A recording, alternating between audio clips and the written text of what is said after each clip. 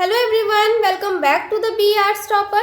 सो इस वीडियो में हम BA 6 सेमेस्टर इंग्लिश कंपलसरी का नेक्स्ट चैप्टर करेंगे, ऑड्स अगेंस्ट अस। इस चैप्टर को लिखा है सत्यजीत रे ने। समरी हम इसमें डिस्कस करेंगे। स्टार्ट करेंगे with the introduction to the story.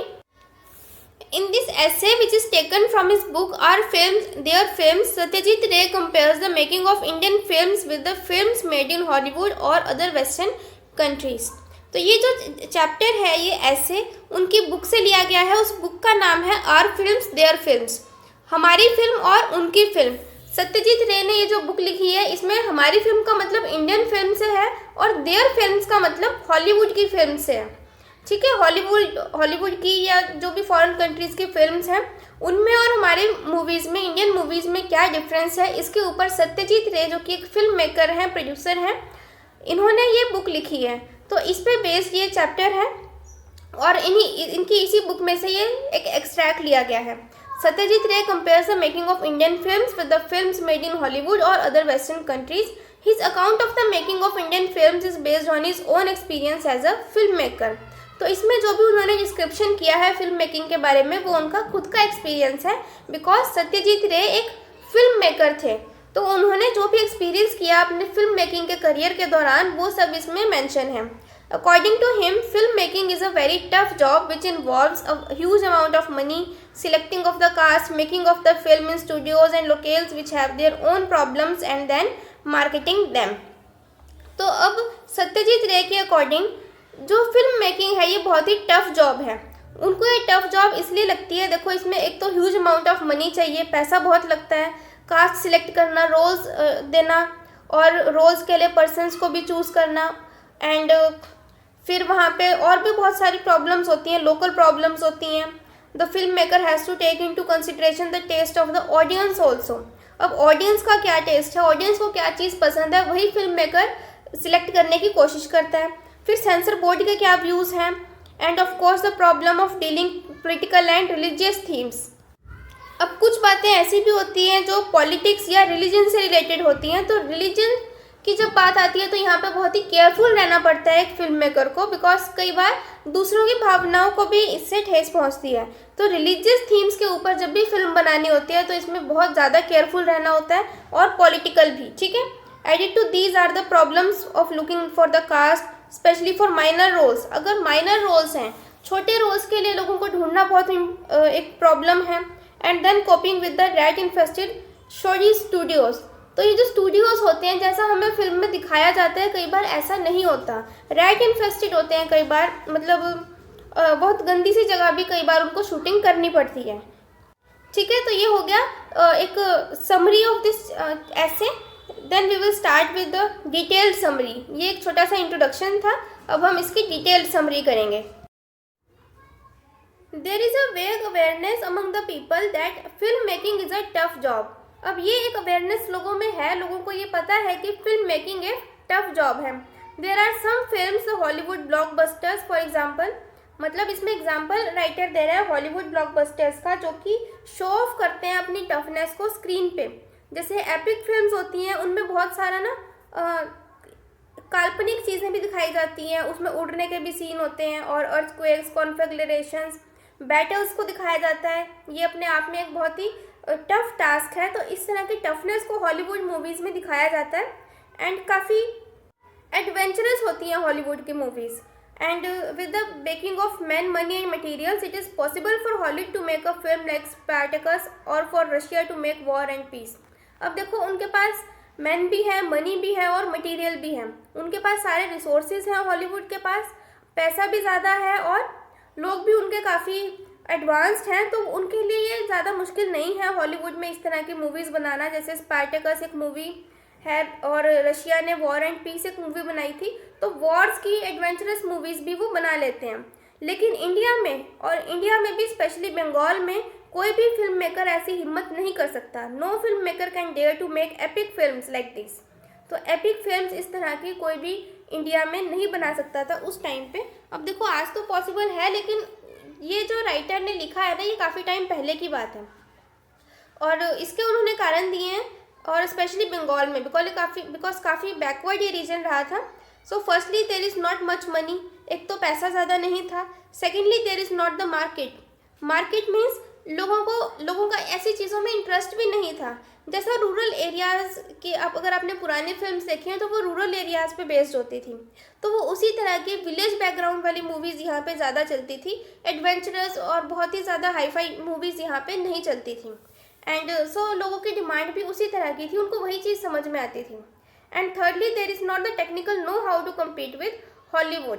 और थर्डली जो मेजर रीज़न था वो ये था कि टेक्निकल नो हाउ नहीं थी, हमारे पास इतनी टेक्नोलॉजिकल एडवांसमेंट नहीं थी और उसको कैसे यूज़ करना है टेक्नोलॉजी को वो भी ज़्यादा नहीं पता था.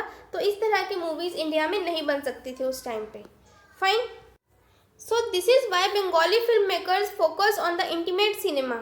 अब बंगाली फिल्म मेकर जैसे सत्यजीत रे वो इंटीमेट सिनेमा पे ज़्यादा फोकस करते थे, जैसे कि cinema which depicts mood and atmosphere. Mood and atmosphere को जो दिखा रहा है, मतलब लोकल बातें थोड़ी बहुत दिखा दी, ना कि ग्रैंड्योर और स्पेक्टिकल पे फोकस करते थे. बहुत ज़्यादा ग्रैंड फिल्म नहीं बनाते थे, थोड़ी बहुत स्टोरीज पे बेस्ड होती थी उनकी films. If a Hollywood film takes 2 years to make, the reason is the amount of work and of course the money put into it. But if an Indian film take 2 years, it is because money to make it is come slow. देखो इसका क्या मतलब है कि अगर Hollywood movie को 2 साल लगे हैं बनाने में, तो इसका क्या कारण होता था? रीज़न ये होता था कि उसमें कितना अमाउंट ऑफ वर्क लगा है, मतलब उसमें बहुत ज़्यादा मेहनत की गई है और पैसा भी ज़्यादा लगा है. 2 साल में काफ़ी पैसा लग गया होगा हॉलीवुड फिल्म बनाने में और मेहनत काफ़ी ज़्यादा लगी है. लेकिन इंडियन फिल्म को अगर 2 साल बनने में लगे हैं तो इसका क्या मतलब होता था कि जो पैसा आ रहा था वो बहुत ही स्लो आ रहा था.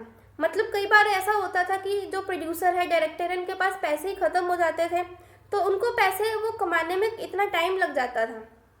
तो 2 साल अगर इंडियन मूवी को बनने में लगे हैं तो मतलब पैसे की कमी रही है कहीं ना कहीं.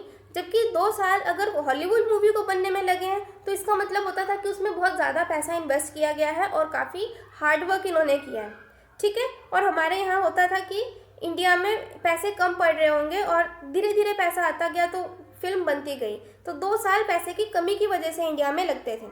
तो money for making a film is a chronic problem in India. तो पैसा सबसे बड़ी एक क्रॉनिक प्रॉब्लम थी इंडिया में फिल्म मेकिंग में. लेकिन बहुत सारी दूसरी प्रॉब्लम्स भी थी. An Indian film maker is beset by a special set of problems peculiar to his place and arising out of the special course that guides lives and shape destinies in India. तो Indian film maker को बहुत सारी एक set of problems को face करना पड़ता था film बनाने के दौरान. To begin at the beginning, the first step in making a film is to find a story. अब देखो सबसे पहला जो काम एक डायरेक्टर के पास होता है वो होता है स्टोरी फाइंड आउट करना. पहले तो स्टोरी होनी चाहिए. और जब when the director has made his choice of a story, जब डायरेक्टर चॉइस कर लेता है कि उसको किस स्टोरी पे फिल्म बनानी है, his choice is determined bye 2 things. तो उसकी ये चॉइस 2 थिंग्स पे डिपेंड करती है. First, his affinity with the theme of the story. एक तो उसको वो थीम पसंद आनी चाहिए स्टोरी की और उसको अच्छी लगनी चाहिए. And second is his believe that the story would make a good film. और दूसरी बात ये है कि उसको ये बिलीव होना चाहिए कि ये स्टोरी एक अच्छी फिल्म बन सकती है. If the director is not a newcomer, he will also take into account the public. अगर तो डायरेक्टर न्यूकमर नहीं है फिल्म इंडस्ट्री में तो वो पब्लिक का इंटरेस्ट भी इसमें कंसीडर करेगा कि लोगों को ये चीज़ पसंद आएगी या नहीं. It is important because if the film does not do well in the market, the director will lose people to back him. अब देखो ये इंपॉर्टेंट क्यों है? बिकॉज कोई भी फिल्म अगर बन रही है तो उसको मार्केट की बहुत ज़्यादा ज़रूरत होती है. अगर वो अच्छा परफॉर्म नहीं करेगी तो उसकी सारी इन्वेस्टमेंट वेस्ट हो जाती है. सो ये बहुत ज़्यादा इम्पॉर्टेंट है कि मार्केट में वो अच्छे से परफॉर्म करें. और अगर अच्छा परफॉर्म नहीं कर पाती है कोई फिल्म, डायरेक्टर की सारी मेहनत भी वेस्ट होती है, इन्वेस्टमेंट भी, और साथ ही लोगों का विश्वास उसके ऊपर से हट जाता है और दोबारा फिर उस डायरेक्टर को ज़्यादा पसंद नहीं किया जाता. और इसका ही रिजल्ट से क्या होता है कि कोई भी प्रोड्यूसर उस डायरेक्टर की फिल्म को साइन करने से फिर फ्यूचर में भी बचता है.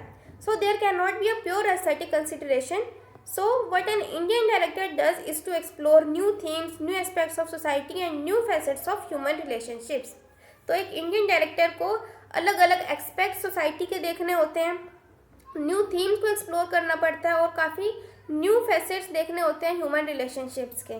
तो तभी वो एक अच्छी फिल्म बना सकता है, उसको सारी बातें कंसीडर करनी पड़ती हैं. But if the director wants to be serious about his theme and be artistic about it, he knows that he is catering to a minority audience. अब अगर डायरेक्टर सीरियस है अपने एक थीम को लेके, आर्टिस्टिक है, उस पर अच्छी फिल्म बना सकता है, तो उसको पता है कि वो एक माइनॉरिटी ऑडियंस को कैटर कर रहा है, उसको सर्व कर रहा है, and this means cutting down production cost also.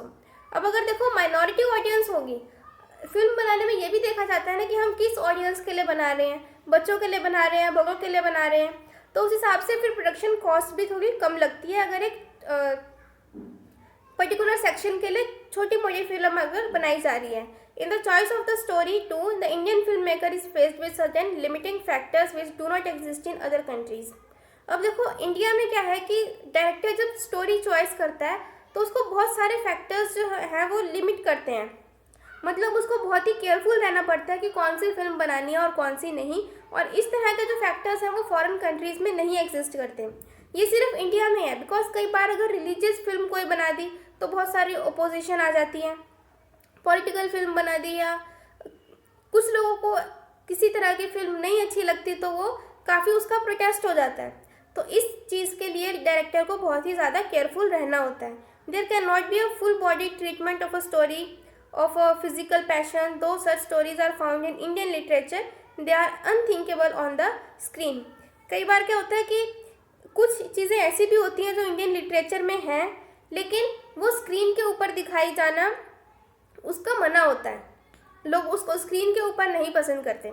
So the director has to be merely suggestive in handling such scenes. तो डायरेक्टर को बहुत ही केयरफुल रह के इन सीन्स को हैंडल करना होता है. For this reason, the scene of love making in Indian cinema has been reduced to a mere formula of clasping hands, longing looks, and vapid, supposedly enormous verbal exchanges. तो इस तरह के जो romanticism वाले भी सीन्स होते हैं तो इंडिया में स्पेशली इनको अवॉइड करना ज़्यादा बेटर समझा जाता है. जबकि फॉरेन सोसाइटीज़ की अगर बात करें तो फॉरेन कंट्रीज़ की सोसाइटी ओपन है, वहाँ पे ये सब चल जाता है, लेकिन इंडिया में क्योंकि नहीं चलता तो इसके लिए इंडिया के डायरेक्टर को बहुत ही केयरफुल रहना पड़ता है. तो ये है ऑड्स अगेंस्ट अस. ऑड्स अगेंस्ट अस में उन्होंने बताया कि फॉरेन कंट्रीज़ में फिल्म बनाना इजी है, लेकिन इंडिया में काफ़ी ज़्यादा इसमें परेशानियाँ आ रही हैं. ठीक है, तो उन्होंने क्या क्या इसमें प्रॉब्लम्स फेस किए उसी के बारे में वो ये चैप्टर में बता रहे हैं. उन्होंने जो ऐसे लिखा है, in this respect India still follows the Victorian morality. India अभी भी विक्टोरियन मोरालिटी को फॉलो कर रहा है. पॉलिटिकल थीम की भी अपनी ही प्रॉब्लम्स होती हैं. And Indian film maker can not show a corrupt congressman. अब देखो अगर कोई कांग्रेस की पार्टी का एक कोई था जो कि करप्ट था पुराने टाइम पे, कोई भी हो सकता है वो. अभी हम यहाँ पे देखो जैसे किसी ने करप्शन की है ये सबको पता है और किसी टाइम पे वो करप्ट था, अगर उसके बारे में फिल्म बननी है तो ये फिल्म नहीं बन सकती. बिकॉज कई बार कांग्रेस पार्टी उसको बनने नहीं देगी. या सिर्फ कांग्रेस की बात नहीं, अगर किसी भी पार्टी की अगर हम बात करें तो पॉलिटिकल पार्टीज़ के ऊपर फिल्म इंडिया में नहीं बन पाती. क्योंकि कोई भी पार्टी हो जिसके ऊपर इस तरह की फिल्म बन जाएगी, अगर उसको करप्ट शो किया जाएगा तो वो अपोज करेगी. ठीक है, तो सेंसर बोर्ड में फिर इसके खिलाफ कंप्लेंट्स भी चली जाती हैं और फिल्म बाद में बैन हो जाए तो फिर डायरेक्टर की, प्रोड्यूसर की इन्वेस्टमेंट भी ख़राब हो जाती है.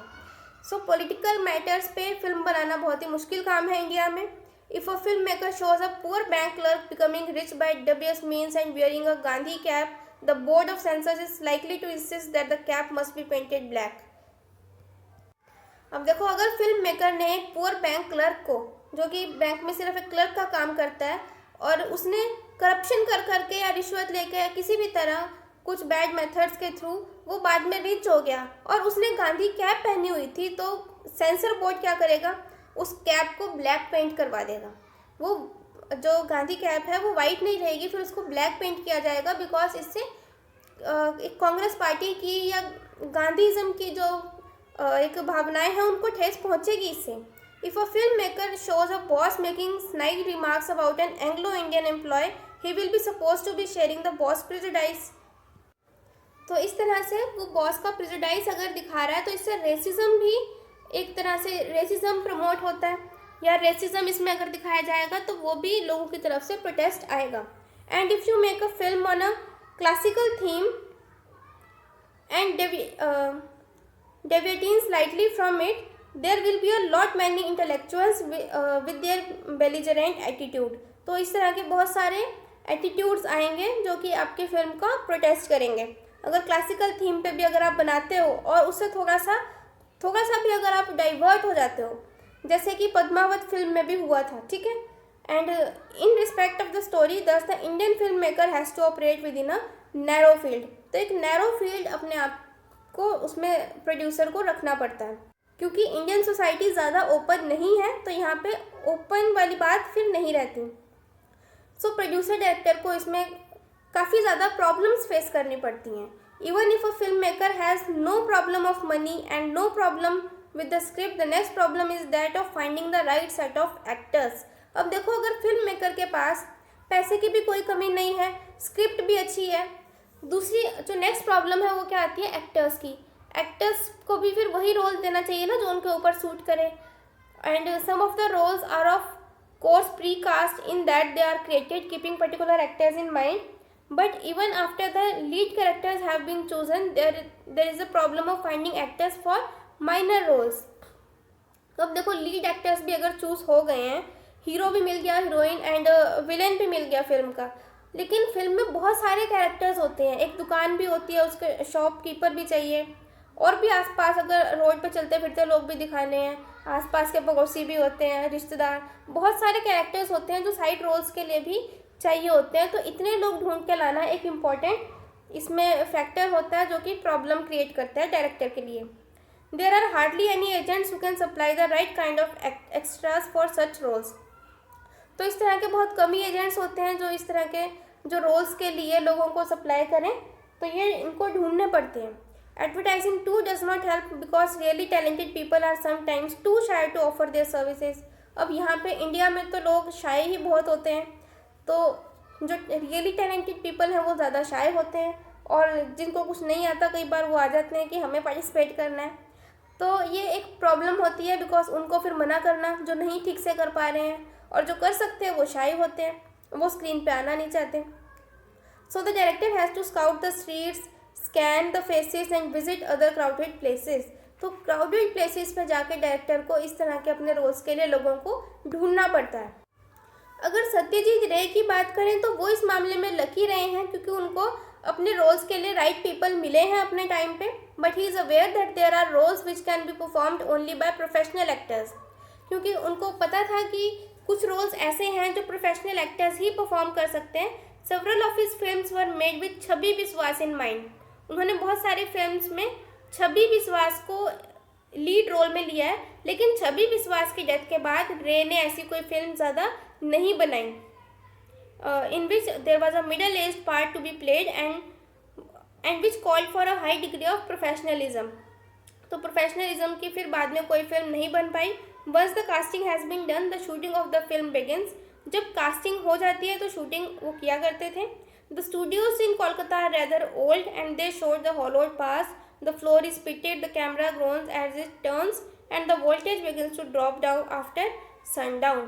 तो कोलकाता में जो स्टूडियोज़ हैं वो काफ़ी पुराने हो चुके हैं, हॉलोड पार्ट्स शो करते हैं, फ्लोर भी टूटा फूटा है, तो बहुत ही ख़राब सी कंडीशन कोलकाता में उस टाइम पे थी, ठीक है।